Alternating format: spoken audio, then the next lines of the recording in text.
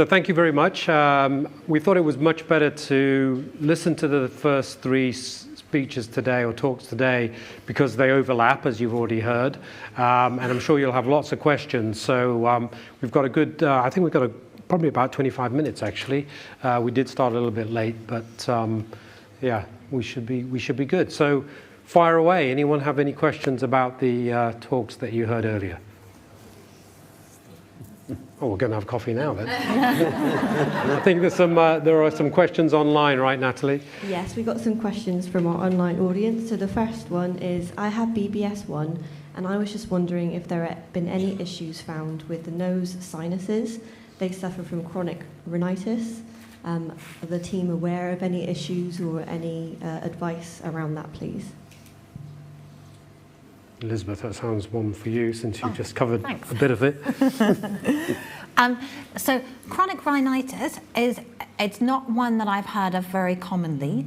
We do know that that there are more people who have BBS than in the general population who have issues with recurrent sort of chest issues, recurrent chest infections, and that's because we also have cilia in our lungs, and so we have cilia in our airways, and when they don't function so well, we're more risk of infection. Chronic rhinitis is not one that I feel we've come across that often. Do you? No, not at all. I mean, certainly, as Elizabeth mentions, infections, recurrent chest infections, upper respiratory infections and lower. And the other thing that we see a lot of in children that's much more common is glue ear as well, middle ear infection. And again, that's down to what Elizabeth was mentioning. The cilia are not working properly, because cilia are there to clear, in the lungs, they clear the fluid away. And if you can't clear the fluid away, you're more prone to chest infections. The same goes in the ear. If you can't clear some of the fluid through what's called the eustachian tube, which connects your ear to your throat, you know, the one that you usually try to equilibrate when you're on the plane, then that is a big problem. So we see many more kids with having to have grommets and obviously antibiotics as well for those problems, but not rhinitis. No. Is there anything that you could suggest to help with the nose sinus issues? With the nose, sorry, with the nose sinuses issues that they've mentioned, is there anything that you could recommend for them? I mean, the sinuses, again, are lined by cilia, and they're probably not working optimally. There is nothing we can actually do to fundamentally improve the cause of the problem, but there are a lot of things you can do for those symptoms. But my suggestion would certainly be, and this is someone myself who's had similar problems, sinusitis in the past, is go to see an ENT surgeon, because there are many things they can do. Everything from washouts, certainly washouts you can do at home as well, but they need to recommend the right way to do that, to various operations where they can actually improve the drainage. So, but none of us are ENT experts here unless you were in a former life, so I would recommend going to see an ENT specialist. Phil? Oh. Liam, we've got. Hello.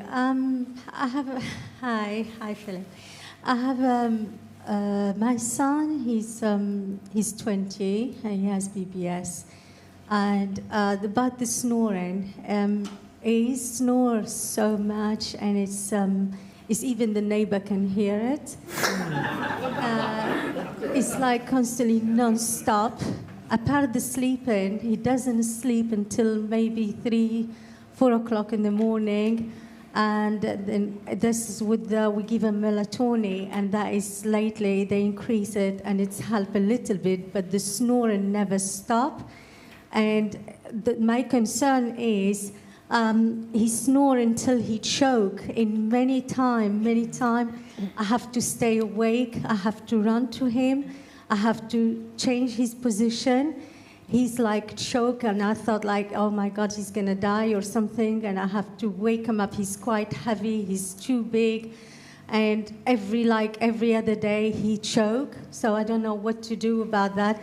I took him to the GP and I said he snores so much, and she gave me a form to fill in, and maybe they take him to the sleep-in clinic.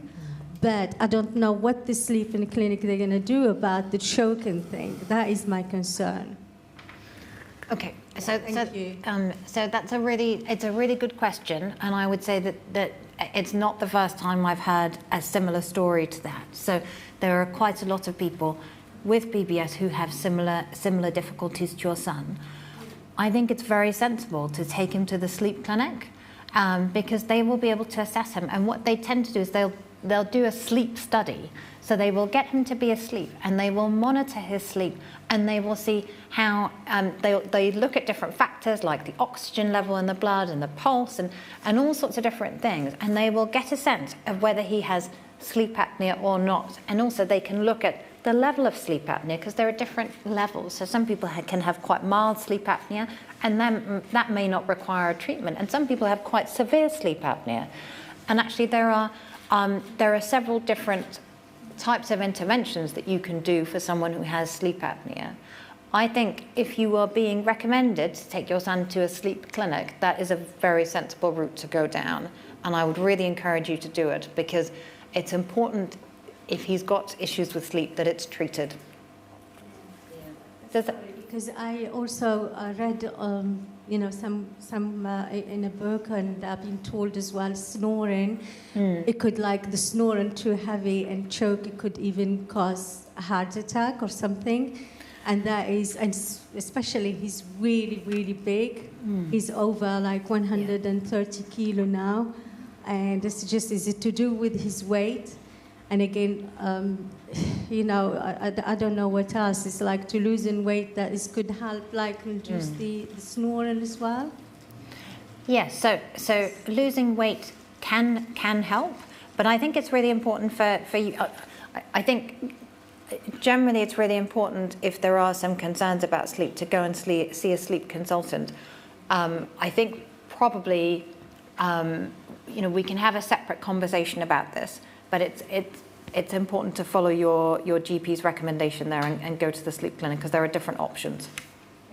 Yeah.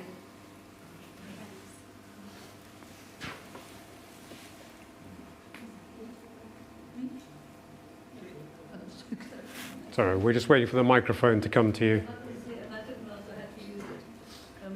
Hello, I've got two questions. If you sleep alone, are you aware if you've got sleep apnea? Not always. So I think for adults, it's quite often, if they have a spouse or if they live with their parents, that they might notice that they have that they are snoring or not, stopping breathing while they're sleeping. And for those of us who are parents, I certainly noticed I've got one child out of my 3 that snores quite loudly, and I think it's just one of those things that mostly it's the people that live with you that notice it. I think in the little list I mentioned that one of the symptoms for people can be that they can feel quite sleepy and struggle with concentration. But often it's noticed by people who are living with a person who's got issues with sleep. My other question is, what's the wavelength for the RNIB radio? Oh.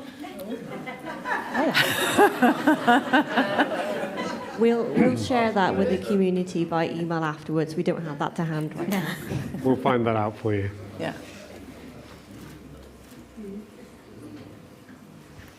Thank you. Just about the gene therapy trials. Our son's BBS1 Jack. What's the selection process that you're going to be using for candidates for it?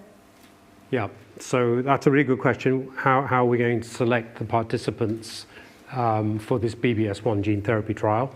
That's the question, right? Because I couldn't hear very well. Yeah. So I've mentioned some of the eligibility criteria. So obviously one has to fall within those eligibility criteria. So obviously age is one of those. And the way in which we're doing it, we're starting with the patients we already know, who already come to clinic. And the reason for that is because we already have their medical records. But having said that, I mean, this study is actually open to anyone from anywhere, to be honest. But we have to be practical about it. Sorry? He goes to Birmingham Clinic. Could you speak into the microphone, please? Sorry, he goes to the Birmingham Clinic, so is it only the London Clinic? Yep, it's open to everyone. Oh, right. And but again, it's one of those situations where, I mean, Elizabeth and I have already been looking at people who can potentially take part. Okay, they're still going to have to go through a fairly rigorous screening process as well.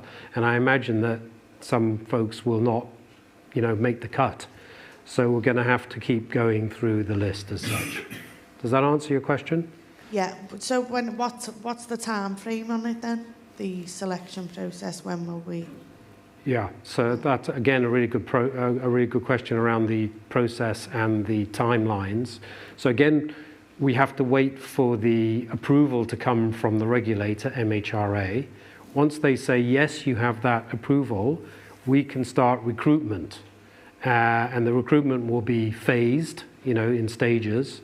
We won't invite everyone all at the same time, but we do have to, you know, be prepared, waiting with a list of folks who we can contact and say, would you take part in this? Would you be considering taking part in that?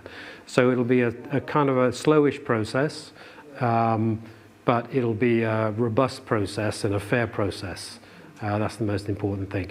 And one of the most important factors also is people like Rob here, who and his ophthalmology team, who have to make assessments around, you know, I told you one of the eligibility criterion is retinal dystrophy, having retinal changes already that are measured, but also having enough good vision in terms of functioning rods and cones that the therapy might actually work upon.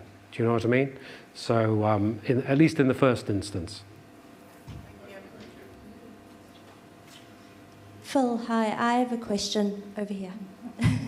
Hi. Hey. I just wanted to ask, what are you actually seeing in the mouse's eyes when you've injected them? What are you actually seeing? What change is happening?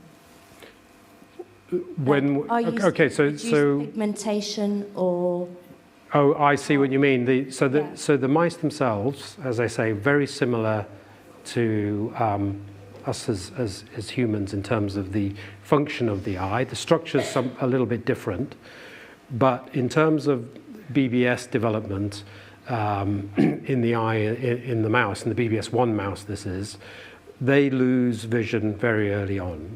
You see the same sorts of changes, you know, the kind of so-called retinitis pigmentosa with the black pigmentation, but you also lose the rod and the cone function very early on. Now, obviously, when we treat the mice, and Victor's around, he can you can speak to him later about this, but we treat one eye, as I told you earlier on. So we're treating it very early before the eye diseases come on, but we've left the other eye untreated, right? So that just progresses in terms of the retinal degeneration. And what we see in the treated eye is that it doesn't degenerate. So it stays as a normal eye, if you like, functioning as a normal eye, pretty much. And that's why we compare it to the other eye. Does that make sense? Yes, it does. Thank you. Any questions around the procedure, for example, in the eye? We got a question from the online, again for you, Phil. So this is about the gene therapy. Will this eventually be available for people with other variants of BBS, not only BBS1? We hope so. As I mentioned in my talk, there is potentially another study that's being developed at the moment for the second most common form of BBS, BBS10. As I say, we're not involved with that study. I don't know whether Rob is, but some of our colleagues certainly are. And I'm waiting for an update on that as well. So that's two. What we have, and Elizabeth remind me, but the work that we did previously on the proportion of people who have BBS1 and BBS10 genetic changes, I think you put those together, we're talking about 65%. So that's the majority of people who have BBS you're covering with 2 gene therapies. Okay, it doesn't answer the question around, what if I have BBS4, BBS12, or BBS21? Will there be a therapy coming eventually? There may be. The technology is exactly the same. But what are the practicalities of developing that? We don't know at the moment. So it's a real challenge, and it's a very good question. I don't know whether either of you want to make a comment on that. In terms of the BBS10, so from my knowledge, this was a vector, a virus that was worked up by a group in the States led by a lady called Arlene Drack. And there was some considerable funding given by a donor there for a clinical trial. She approached a UK-based company called Mira GTX, who are in London, who have done a lot of the mouse work and developing it for human use. The difficulty, as many of you will, and Phil will definitely be able to attest, running a clinical trial is an enormously expensive undertaking. I mean, we are talking usually, and Phil will give you much more accurate numbers, but normally in excess of 10 million to run a phase 1-2 trial. Mira don't have that sort of, well, it did not have that sort of money lying around. What they wanted to do was therefore to get some what we call compassionate use or first-in-man data, and they'd successfully managed to use a protocol by approaching Great Ormond Street to do it on a compassionate use basis. So many of you might have seen in the press recently that there was some quite exciting data on another gene for a very early onset, very severe retinal dystrophy called Leber's congenital amaurosis, a gene called AIPL1. And so Mira and colleagues of mine, it wasn't myself, but other colleagues of mine, had published some data on AIPL1. And they'd used this as a way to get very early phase data. And I think their hope was that other people might come in and go, oh, great, let's chuck loads of money at this. And so they had approached Great Ormond Street to use the same mechanism. Great Ormond Street have actually said no for reasons that I'm not entirely clear about. So at the moment, that trial is sort of not, or that compassionate use program is not going anywhere that I'm aware of. And I don't quite know where they go from here. I think they really just need to bite the bullet and do a phase 1. But any of you who've got 10 million lying down the back of the sofa, come and talk to me. I think the thing is as well that we just, we don't know what things are going to be like in 10, 15 years, right? So things have changed beyond what I could have imagined, I think, in the last 20 years or so. I hope that in the future there will be an easier process for therapies for really rare conditions, for the really rare genes, but we can't predict what things are going to be like in the future. I've got another question from our online audience. This is about the gene therapy. So about the trial being open to people over 18, and are there plans for expanding the groups? Yeah, no, so for this first study, it won't be open to anyone over 18, only under 18s, 4 to 17 in fact. And the reason for that is because, well, there's a logistic reasons, one of them, but the other is because, as I mentioned, this is an early onset blinding condition, okay? And so therefore, not only the population that's going to benefit the greatest from that is going to be those who are younger, but also in order to be able to see whether the actual therapy works, you need to do it in people who have got as much preserved vision as possible. Does that make sense? I mean, Rob can probably add to this, but because he does this on a daily basis. But that's the main reason for doing that. Our expectation then is once we've been able to show, number one, safety, and number two, that it's tolerated and works, then we go and do a second study, which we're going to need to do anyway, what we call an expansion study or a phase 3 trial, where we include many more patients participants, and they will be of different ages, because we know from our own clinic that there are lots of people with BBS who are in their 20s and 30s who have still really good residual vision, and there's no reason why some of those won't qualify also. But just for the first study to prove what we need to prove, we're keeping it to a very narrow, younger age range. Does that make sense? Just to expand on that a little, obviously the best way to demonstrate efficacy, separate from the safety side of things, but the best way to demonstrate efficacy is to be able to measure the greatest period of loss and the fastest period of loss. And that comes fairly early in the disease process. There's a very long tail of vision, but measuring that loss in that long tail obviously takes, by definition, a very long time. So in order to demonstrate to the MHRA, to the FDA, to the EMA that you've got a product that works, you want to demonstrate that fast, you want to capture people at the top of the curve as things start to drop down really quickly. And so that's what, when you're designing an early phase trial, it's what you want to try and capture. And for all of you that want a treatment out there as fast as possible, this is the most efficient way of doing it. Thank you, Rob. We've got time for just one last question for you again, Rob. So it's exciting to hear about stem cell therapy and optogenetics. How confident or hopeful can we be for those who have lost a significant amount of vision? It's the bazillion-dollar question, isn't it? Both in terms of the cost of it.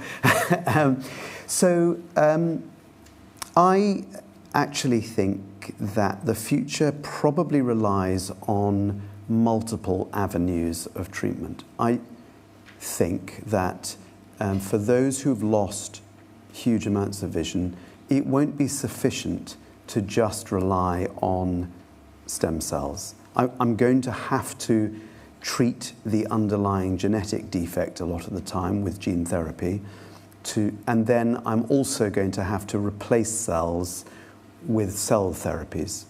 And I think combination treatments are probably where we're going to end up getting the most powerful effect.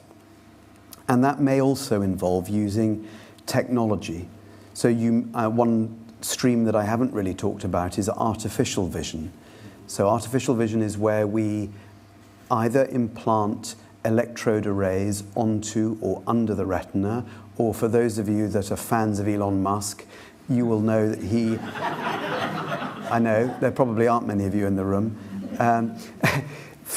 but he has a company called Neuralink, and there are several companies out there in this space who are doing direct cortical implantation. And there's some quite interesting data from artificial vision. In fact, at Moorfields, we did probably the biggest number of implantations of a chip called the Argus chip, which was a chip that was stapled onto the retina and then connected via a wireless transceiver to a pair of goggles that you wore and a little pocket computer that you wore on your belt. And that allowed people who had no light perception to have a sense of what we call phosphene. So it would stimulate the retina and by edge detection. So for example, as I look down the room, I can see a large projector on the wall. It has a black outline, and the edge detection would allow my retina to detect those edges, and I would see a stream of lights in the shape of a square. It would allow you to follow a line down a room, make out a doorway. And so it's not vision like you and I know it, but it is a form of synthetic vision that allows you to function in ways that you hadn't really necessarily thought of before. So I think that we will probably come to a landing place unless I can replace a whole eye, and I promise you that is a very long way away. I think we'll probably be relying on a combination approach to be able to maximize people's function in the future. I think that sort of gives you an idea. All right. Okay. Well, thank you very much for all those really tasty questions. I want to thank the panel here. Rob for coming up, giving up his morning, and Elizabeth, of course. So we're going to have coffee, and then we're back at what time roughly, Tonya? 11:35. So you have got 20 minutes for coffee. Thank you. Great.